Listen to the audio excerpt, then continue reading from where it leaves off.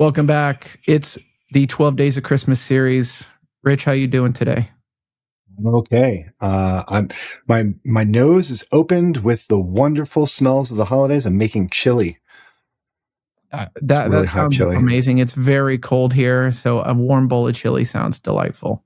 All our sidewalks are coated with ice. I bet I could just put a dab and just melt the whole thing. Nice. Yeah. Sunder and How are I, you? same thing, battening down the hatches a little bit for a very frigid weekend here in Ohio. Sunder and I used to talk a lot about pineapple on pizza and how polarizing that is. So you and I were talking beans or no beans in chili. So the chili I'm making now is no beans. It's evolved that way. It used to have beans, and then we forgot one time and went, you know what? Actually, this is still pretty good. And then we just haven't bothered since then. I don't mind beans in my chili at all. I'm totally cool with it. Preferably kidney beans. Same. Yeah. Okay. But yeah, beans and chili, fine. Chocolate, no. Cinnamon, no. Right. Yes. I've had chilies with those ingredients and I don't mind them, but when it's too forward and prevalent. Yeah, I'm not making a mole here. I'm making chili. If and I want a nice spicy batch. Like I'm gonna sweat and maybe hiccup and need a box of tissues to get through this batch of chili. Like that's my style of chili, and I absolutely love it. I like using actual chunks of meat, right? So we take top sirloin, cut it up. I think that's pretty good. Ground beef's okay. It's just it's not my style. I like that bite, that chew. But yeah, I mean, cinnamon, I'll mix it with my sugar and put it on my cookies in the winter. That's where I want to go with that one, but not chili. Nice. My meat is normally a mixture of some sort of beef, like ground chuck or something, and then a sausage. And often I will use like a hot sausage. Like a hot Italian or just hot sausage? Sometimes a hot Italian. There's a couple brands here in the US that, in the butcher area, they've got it's just called hot sausage. And it's not Italian, so it doesn't have those Italian forward seasonings. But yeah, it's pretty good. On this day of Christmas, the question I want to ask you is about building relationships remotely. What do you think? First, I mean, I'm curious what your immediate reaction is. Good, bad, difficult, easy? What wisdom do you have to impart? Good and difficult is my thought, but definitely not undoable. One of the best Scrum teams that I ever got to work with was entirely remote. One of those people I had never met in person before. Two of them I had, one of them many times and one only once. So, and it was great. It was like start of the pandemic. We created a new team. Getting to work together was all online because that's all you could do, right? And not only that, but we had people, some in the United States, some in Canada, some in the Netherlands. We're not going to get together in person anytime soon. Obviously, we could work together online remote, but I think just leaning into the fact that you're still working with another human and not having to jump right into work was important. Like, hey, how's your day? What's going on? Did you get out today? Did you see anybody? All right, what are you making for dinner? Hey, do you want to eat together? Like, I'll go make some lunch in the Netherlands. It's almost dinner time. Let's eat together. Right? Those kinds of things helped us actually build a team and build a better relationship, even though we were remote. What about you? What do you see? Do you build a lot of remote teams, and do you feel like it's challenging to go through and build relationships, or you got any good tips there to make it happen?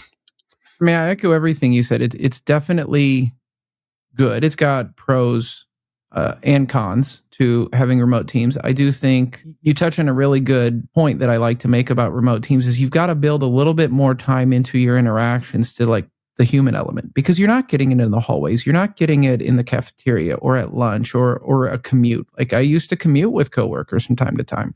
You don't get that. So you've got to make time for it somewhere. or it just won't happen. I think one of the biggest problems I have with remote work and all these RTO mandates is, and I understand why companies do it, but it's an all or nothing thing. It's, we can't let that team be remote and this team come into the office because we can't treat people differently and because there's risk there. It could be a lawsuit or whatever. But my point is, remote co-location makes a lot of sense and can be a competitive advantage when it's applicable. And I am actually working with a client now that has the opposite. Is they have a no remote culture, only on site, and they're suffering the drawbacks, in my opinion, of that, which is when you need special skills, when you need an expert in something, when you need more of something than your local geography can provide, you just have to do without. I feel it's an impact. I do too. I saw and worked with a team or a company once that had that same thing. They want everybody on site. This was pre-pandemic days, and they were seeking out some really specialized talent. They just wanted to live in a bigger city, right? This was a tiny little town, and it was a fun town, but it was attracting talent that didn't want that kind of experience. Maybe they wanted to work for that company, but they didn't want that experience. Was really hard to do. So for them, though, that was okay. They wanted people to want to be invested in that town. They wanted them to all come in, especially at a certain time of year. They would all just shift up some jobs. It did a lot of warehouse type work, and everybody contributed because there was just a lot of work to do. It didn't matter what your function was. You'd be the CEO and you'd be packing boxes. So with that, that was a really cool culture. It made it slower for them to find some of those people and harder to get through some of those problems. Well, you don't live too far away from Epic Systems in Wisconsin. Have you ever been to the campus there? I want to go. I have not set up an opportunity. I've met and know a few people who work there. Yeah. And love the campus. I've driven past it. I've looked at it in through the windows as I'm going down the road, but never inside. Yeah. And why is it so cool, Jim? Well, I mean, there's a great YouTube video about how cool the campus is, if that tells you anything. So for any listener out there that is not aware, just do a search for Epic Systems building or campus or whatever, and you should find it. And they have themed rooms. They have a Harry Potter themed conference room, and they have an amazing looking cafeteria, and they have all these themes. And there's like a yellow brick road part of the building, and it looks amazing. And they tell people, like, we want you here. That's our culture. And I get it. I respect it. I do.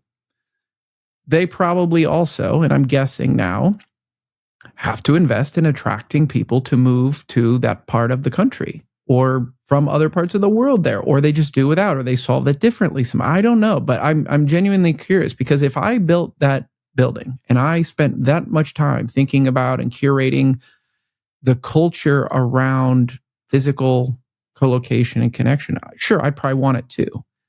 I just wonder if it's an all or nothing thing. And I don't have a solution or a point to any of this, except that I think remote co-location, it can be a competitive advantage if you utilize it as such. And I would just encourage anybody out there who is smarter than me about legal things and risk and all that to really challenge.